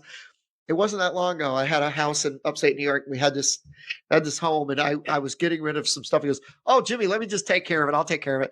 He took it into my other yard and he piled it all up. I No, thought he was he's taking gonna it to the burn it. dump. He took it into my other yard. He piled it up. He threw gas all over it, and he lit it. And this was on mattresses and now here's the funny part of the story. It Oh was a my drought. gosh. There was a drought going on. no. So, and I live now. Try to give you an idea. I lived in a little valley. So, and on the other side of the valley, what was there? The fire station. Okay, I'm just letting you know. Here's what happens. So my brother pours all this stuff on there. He goes, "Poof," and that thing, just like that guitar, of course, much bigger because this is a very big fire. Picture a 9-foot circle. That's how big my fire pit was, and it goes woof, and it just into the air. And I hear, and the fire, and then the volunteer fire guys go into the fire station, and then I go, I know where. Yeah. wow, that looks like they're going down, this route that's parallel to my road. And then I see them coming. I go, oh my god, they're coming this way. Oh my god. And they pull into my yard. All the guys get out. Hey, you gave them good I start practice. putting- And so I said to the chief, luckily he and I mean, this is a small town, we're all friends. And I said, am I supposed to get a ticket for this? And he goes, well, I'm supposed to report this, but he said, I'll write it off as training. And so literally that's what happened. I was like, oh, thank God. Because at this point I'm an adult. So starting a fire with stuff that you shouldn't be burning in a place you shouldn't be burning it. Oh, Yeah. um, Yeah, the guitar got burned on railroad tracks, I've by the done way. a lot I'll of. just let you know. It was it was right between railroad tracks. So that if the train came, it would have smashed it. That was the whole idea, was to have the fire going. So if the train came, it would have just run it over, and we should see the sparks and pieces flying. Trying to think. What I are didn't some say we dumb were things bright. I've done? I did not say that. Oh, I should probably talk about that. So I got that Behringer pedal, right? It's not Yep. the dumbest thing I've done. I'm sure I have done dumber. I stripped a truss rod, I think, at one point. Yeah. Okay, so I'll share this with. So Behringer, the tube emulator, whatever, TE or TY or whatever I had last week, right? It's the Sansam GT2 clone that they make. I took it to open mic last week, and trying not to like haul out my Kemper rig, right? And we went direct, and I plugged it into my Boss RC3 loop station, and so it was Yep. straight chain, one cable right into the board. That thing sounded like ass through the PA. I don't know whether I had it adjusted wrong, if there was an impedance mismatch, or what. But man, it sounded like ripping paper. Even though it's a cabinet emulated out. It's meant to be a DI box to go direct to a board. The only thing I can surmise, and this is the stupid part of this, right, is that I ran it into the Boss RC3, and I think that changed the output impedance, and then it runs into the board, and so then I get nothing but trash. The RC3 sounded fine. But Yeah, of course. look, I'm a trooper at this point. I played through enough trashy gear that I can just get through it, and I did. And I actually had people coming up to me after I got down, like, I heard you play the songs before, but tonight, like, I heard the inflection and the and I understand the melody now and things like that. And that meant a lot. I mean, there's other musicians, obviously, but that made me realize, like, yeah, even though I got this crappy gear that isn't giving me what I want to sound like, clearly it's doing something right. So, no complaints. Had a good time. I might actually try to use my Kingmaker dual engine, right? And I will have a preset on the preset mode that's like a tube amp with a overdrive in front of it, and then use the inside EQ to roll off the highs, kind of like a speaker. Yep. And just try that. That's only until I get another product to do the speaker modeling. But that doesn't change what I said about the Sansam GT2 and this clone of it. I think I've been running it direct into my DAW in lieu of the Kemper, just to test it out because I bought it to talk about it on the show, and it's been acceptable. I get some decent Iron Maiden tones, and I've gotten some decent like bluesy tones. My only gripe about it is that you can't get like clean Marshall sounds. You can't get clean boogie sounds. You can only get dirty ones. So keep that in mind. I'm trying to think. There's got to be something worse I've done with a guitar that I thought was a good idea. Oh, I know, and it's a similar thing. I was listening to some of my old recordings. I had devices back then, like the Pod, and I had a Digitech RP series thing that did cabinet emulation. I had karaoke mics with a 1/4-inch output, and I had distortion pedals, right? And so my whole thought was like, I was kind of tinkering around with doing these recordings for my old band, like a long time ago. And basically what we'd do is we'd go to this open mic where they would record us. We'd take the recordings, we'd take them back, and then I would overdub additional parts on there, and then we put them out as demos. Which actually, if you think about it, is not Yep. such a bad idea. But because if you're just trying to do low quality demos, like back when I was doing this, cassette tapes for demos were still a thing. And people were still buying the cassette tape Tascams that had the 8, 16, 32 channel Tascam cassette tape recording things, which the fidelity on those Yep. was horrible, but it was enough to demo up a song so you could hand it out to your Right. band members and be like, "This is what we're gonna play." Um, Yep. so in the midst of doing all these like recordings, I would try various different things to get sounds that I liked, and I would use the RP, and I think I used it on a couple things, and it sounded pretty good. So I said, "Well, I'm using the RP to go direct, and it's basically just like a I just thought it was a distortion pedal, right?" So I'm like, "Well, maybe I should just plug my distortion pedal directly in." And I did that a Yep. lot because as I'm listening to these recordings, I'm like, "Oh my god, what am I thinking? Like, what was going through my head?" And I can remember getting excited when these sounds were coming out of, and being recorded, and now I'm like, "Dude, you are an idiot." Um, Remember, we had a different well, I mean, perspective back yeah, the then. fidelity was just a different thing. Yep. I can remember plugging Yeah. into a Zoom 5052 with my Ibanez Smash Yep. box out front and being like turning up the Smash box to 10, the gain level to 10, which is like think Mason Boogie Triple Rec on steroids or like a PV50 150. Direct into the Zoom 5052, which was also cranked up inside, and going, that sounds like Van Halen. That did Yep. not sound like Van Halen in any way. In any way. Yeah, but when you were a kid, it did. No, it didn't. I just had terrible ears. That's what I mean. I know it goes back to that perspective And I thing. could just remember like wanting a lot more treble out of everything and like all those kind of Yep. stupid, silly things that we do when we're not really sure what an electric guitar is supposed to sound like, right? Not supposed because the electric guitar Yep. can sound like whatever you want it to. But the point is like the common sounds that you have to nail for certain things and that you should know how to do or like maybe are appropriate for the genre of music you're in or whatever. That's where I I went back and I listened to those recordings and I went, as bad as I think my recordings are now, and I go, nope.